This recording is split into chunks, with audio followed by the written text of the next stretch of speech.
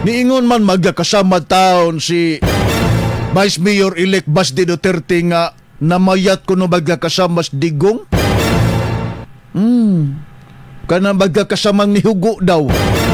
Ang panglawas magkasama sa ato ang kanhi presidente o ato ang magkasama nga napili nga mayor sa dakbayan sa Davao nga si Mayor Rody Duterte magkasama. Maunay paghulagway sa anak ngadto sa iyang amahan nga matod pa magkasama nikibra gyud ang kanabitaw nga conditions panglawas magkasama sa iyang amahan.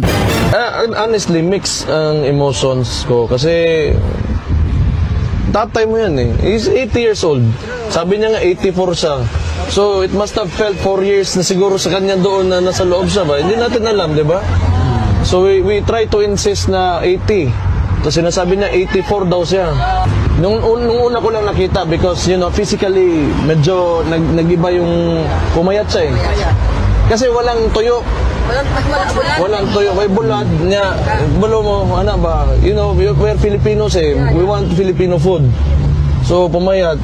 So, yun, medyo naapektuhan ako. But other than that, kasi may naniniwala ako na wala talagang kaso yung tatay ko. Yes, kasama po. So, I know, sooner or later, he's going out. He has to go out. Wala man silang, tama mo yung sinabi niya.